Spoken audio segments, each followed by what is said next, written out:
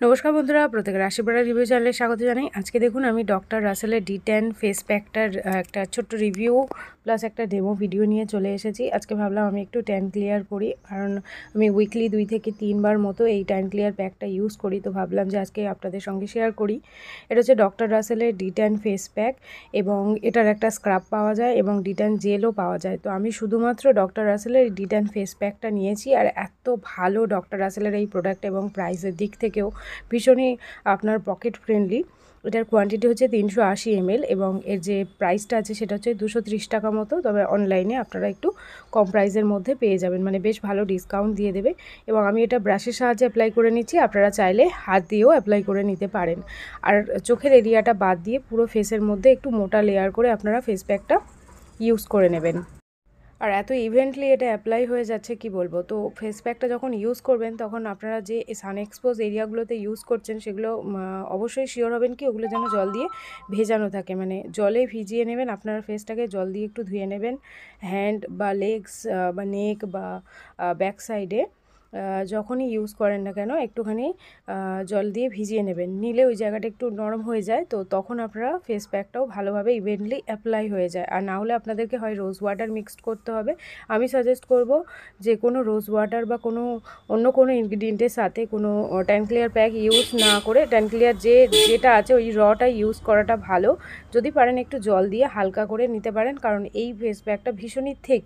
এবার কি হচ্ছে, আপনারা যখন ইউজ করছেন ওই থিক জিনিসটা তখন প্রচুর পরিমাণে বেশি প্রোডাক্ট আপনাদেরকে ইউজ করতে হয়। তাহলে এক হচ্ছে হয় আপনারা ফেসটাকে একটু ভিজিয়ে নিতে পারেন, না হলে ফেস প্যাকটাই একটুখানি জলের সাথে দিয়ে মিশিয়ে নিতে পারেন, তাহলে ফেস প্যাকটা খুব ভালোভাবে ইভেন্টলি অ্যাপ্লাই হয়ে যাবে। তো আমি দেখুন শুধুমাত্র নেক এবং ফেসে ইউজ করলাম, আর হ্যান্ড লেগসে আমি ইউজ করলাম না, ওটা পরে ইউজ করবো এবং পরে ওটার ভিডিও চাইলে আপনাদের সাথে শেয়ার করব। তো আমি মানে এটা কোয়ান্টিটিটা এতটাই বেশি, আমি বেশ কিছুদিন ধরে ইউজ করছি, কিন্তু খুব বেশি এখনও শেষ হয়নি। হ্যাঁ, এটা সিলিকন ফ্রি আছে, এটা হচ্ছে প্যারাবেন ফ্রি, সিলিকন ফ্রি, মানে কোনো হার্মফুল কেমিক্যাল এর মধ্যে দেওয়া নেই। ইনগ্রিডিয়েন্ট লিস্টটা আমি চেষ্টা করব এই ভিডিও ডেসক্রিপশানে ইনগ্রিডিয়েন্ট লিস্টটা শেয়ার করতে।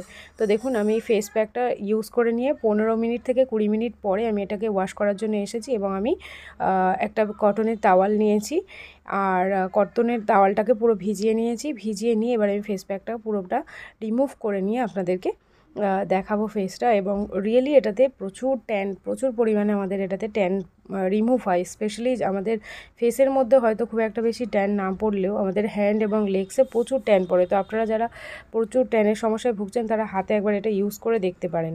যখন এটা ইউজ করবেন তখন দেখবেন সেম প্রসেসে ইউজ করবেন, যেমনভাবে ফেসে ইউজ করতে হয় ঠিক তেমনভাবেই এটা আমাদের হ্যান্ডসের জন্য এটা ঠিক সেইভাবেই ইউজ করতে হয়।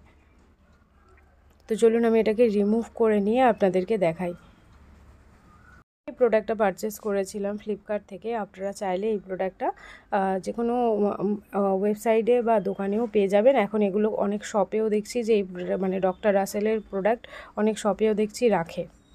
আর একটা জিনিস শেয়ার করবো, সেটা হচ্ছে যে আমি লিপসের জন্য এই একই ফেস প্যাকটাই আমি একটুখানি লিপসের মধ্যেও অ্যাপ্লাই করে নিই এবং হালকা করে একটুখানি সুগার দিয়ে স্ক্রাব করে নিই, বা আমার যে ফেস স্ক্রাব আছে সেই স্ক্রাবটা দিয়ে আমি লিপটাকে উইকলি 2 থেকে 3 বার স্ক্রাব করে নিই।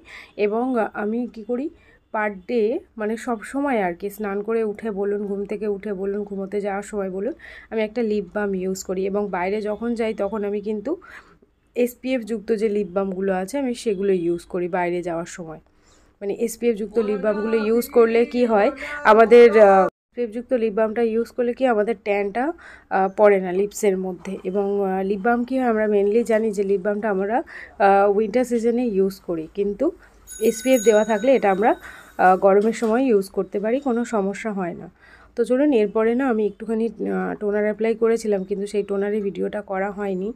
আর আমি এরপরে একটুখানি অ্যালোভেরা জেল ইউজ করে নিয়েছিলাম, সেটা লাস্টলি আপনাদেরকে দেখে ভিডিওটা আজকে শেষ করব। নেক্সট আপনারা কোন ভিডিও চাইছেন, কোন ডেমো ভিডিও চাইছেন অবশ্যই আমাকে কমেন্ট করে জানাবেন, আমি চেষ্টা করব সেই ভিডিওটা দেওয়ার। আর ফেসটা কতটা গ্লো করছিল আমি সেটাই আপনাদেরকে দেখাচ্ছিলাম, যে উইদাউট এনি মেকআপ অন্য কোনো প্রোডাক্ট আমি ইউজ করিনি, শুধুমাত্র ওই ডক্টর রাসেলের ওই ট্যান ক্লিয়ার প্যাকটা ইউজ করেছি। আর একটুখানি অ্যালোভেরা জেল আমি লাস্টলি অ্যাপ্লাই করে নিয়েছি, কারণ কোনো ট্যান ক্লিয়ার প্যাক ইউজ করলে স্কিনের যে ময়েশ্চার লেভেলটা থাকে অনেকটাই কমে যায় সেই লেভেলটা। মানে কোনো ফেস প্যাক যখন আমরা ইউজ করছি তখন কি হয়, স্কিনের ময়েশ্চার লেভেলটা ভীষণ পরিমাণে নেমে যায়। কারণ যখন ট্যানটা ক্লিয়ার হচ্ছে, আমাদের কি হচ্ছে, স্কিন থেকে ময়েশ্চার, ডার্ট, অয়েল সব কিছুই রিমুভ করে নিচ্ছে সেই প্যাকটা। তো সেই জন্য সেই ময়েশ্চার লেভেলটাকে ঠিক করার জন্য আমাদেরকে ফেস ওয়াশ করার পরেই কোনো টোনার ইউজ করে নিয়ে হয়।